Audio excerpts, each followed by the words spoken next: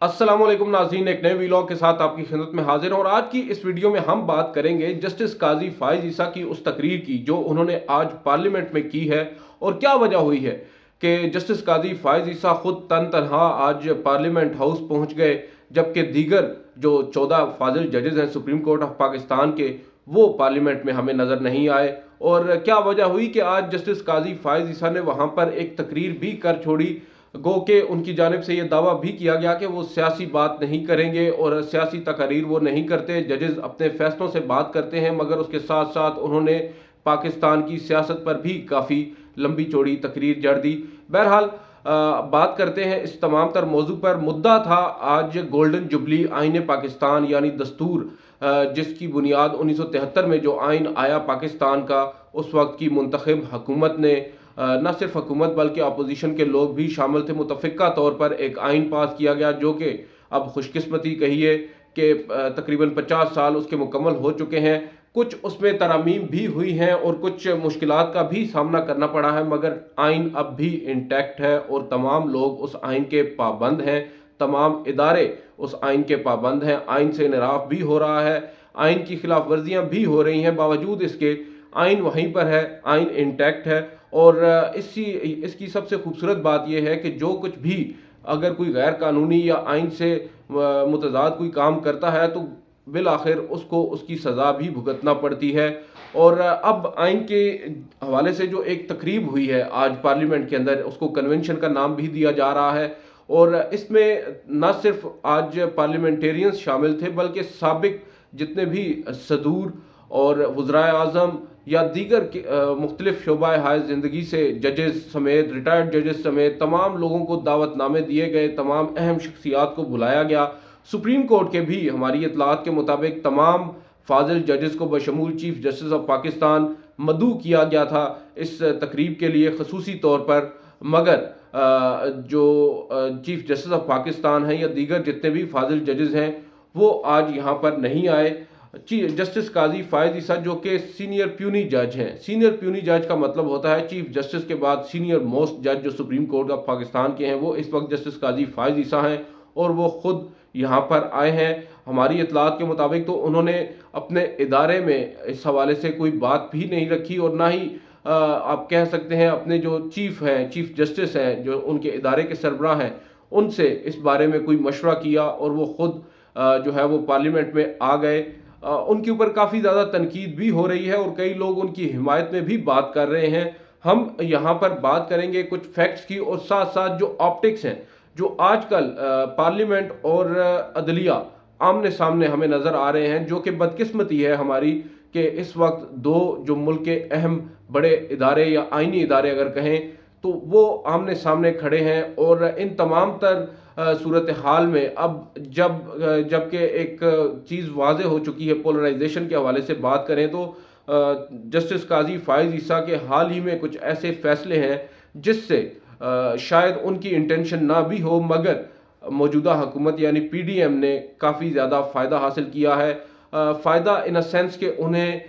कुछ जवाज़ भी प्रोवाइड किए हैं जस्टिस काजी फाइज ईसा के फ़ैसलों, उनके खतूत ने, जिससे मौजूदा जो हुकूमत है वो अदलिया बिलखसूस चीफ जस्टिस ऑफ पाकिस्तान और उनके करीब चंद जजेस पर तनकीद के नश्तर बरसा सकें। और जो वो कामयाबी के साथ बरसा रहे हैं जो है एक तूफ़ान बदतमीज़ी हुकूमत वक्त की जानिब से अगर नहीं भी तो कम अज़ कम जो उनके सपोर्टर्स हैं या उनके जो कारकुनान हैं इन सियासी जमातों के, उनकी जानिब से इन जजेस के हवाले से जारी है। न सिर्फ जो सोशल मीडिया पर बल्कि सुप्रीम जुडिशल कौंसिल में मुख्तलिफ शिकायत दर्ज कराई जा रही हैं। चीफ जस्टिस ऑफ पाकिस्तान के खिलाफ 2 रोज़ कबल एक रेफरेंस फाइल किया गया और उसके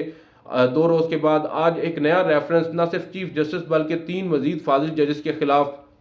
दायर कर दिया गया है। इस तमाम तर सूरत हाल में माज़रत चाहता हूँ, थोड़ी सी ड्रैग कर रहा हूँ बात, लेकिन इस तमाम तर तनाज़ुर को समझना ज़रूरी है। इस तमाम तर तनाज़ुर को अगर आप मद्देनज़र रखें तो अब जाकर जस्टिस काजी फाइज ईसा का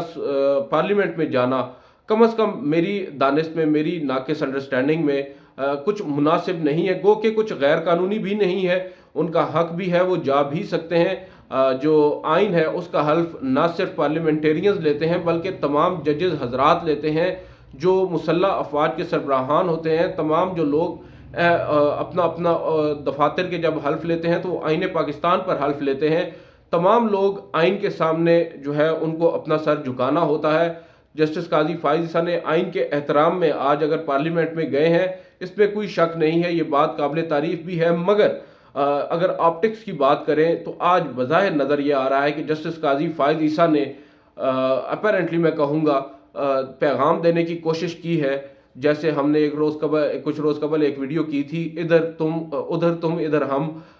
یہ اسی طرح کا پیغام مجھے تو لگ رہا ہے کہ انہوں نے اب یہاں پر واضح کر دیا ہے کہ وہ آئین کے اوپر کھڑے ہیں. آئین کی کتاب انہوں نے ہاتھ میں پکڑی اور انہوں نے کہا کہ ہم آئین کے پابند ہیں. اب یہاں پر آپ سب کو پتا ہے، اس کا ایک بیک گراؤنڈ ہے. آئین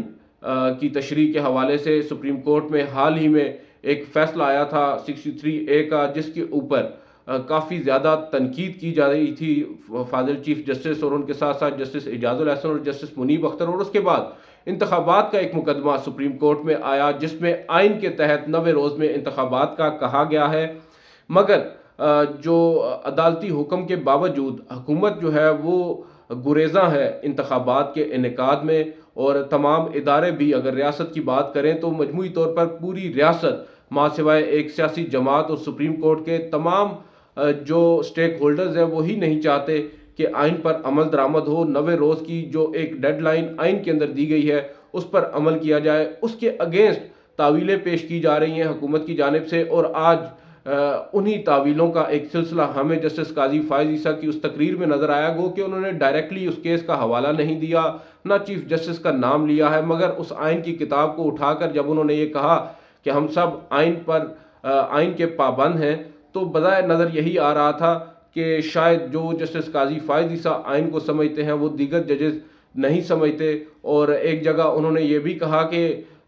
میں یہاں پر آیا ہوں کیونکہ مجھے بلایا گیا ہے، دیگر ججز نہیں آئے، ان کا مجھے نہیں پتا کہ وہ کیوں نہیں آئے. گو کہ انہوں نے آج اپنی تقریر میں یہ صفائی بھی دینے کی کوشش کی کہ مجھے اسپیسیفکلی یہ بتایا گیا تھا کہ یہ سیاسی تقاریر نہیں ہوں گی، اس ایونٹ پر صرف اور صرف آئین کے حوالے سے گفتگو ہوگی، اس لیے میں نے اس دعوت نامے کو قبول کیا. مگر جب میں یہاں پر آیا تو اب سیاسی تقاریر ہو رہی ہیں. سیاسی تقاریر آپ لوگوں نے مجھ سے پہلے سن رکھی ہوں گی، جو آصف علی زرداری، بلاول بھٹو زرداری یا وزیر اعظم شہباز شریف کی جانب سے کی گئی ہیں. جن تقاریر کے اندر اگر بلاول بھٹو یا آصف علی زرداری کی بات کی جائے تو ان پرٹیکولر ان ججز کو تنقید کا نشانہ بنایا، ان کے اس فیصلے کو تنقید کا نشانہ بنایا جس فیصلے میں پنجاب کے اندر انتخابات کے انعقاد کا حکم دیا گیا الیکشن کمیشن کو. اور بلاول بھٹو زرداری نے تو یہاں تک یہ کہہ دیا کہ 2+2 4 ہوتا ہے. ہمارے ان ججز کو کون بتائے گا کہ 2+2 3 نہیں ہوتا. اس طرح کی مضحکہ خیز گفتگو ججز سے متعلق، ان کے عدالتی جو فیصلہ ہے اس سے متعلق کی گئی. اور ساتھ بیٹھے تھے اس وقت جسٹس قاضی فائز عیسیٰ. مناسب ہوتا جسٹس قاضی فائز عیسیٰ نے اپنی جو حاضری ہے وہ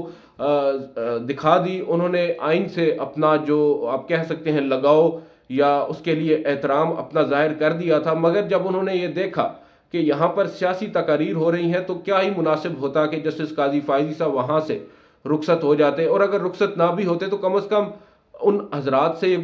گزارش ہی کر دیتے کہ وہ ان کو بٹھا کہاں پر رہے ہیں. اب دیکھیں میں آپٹکس کی بار بار بات کر رہا ہوں.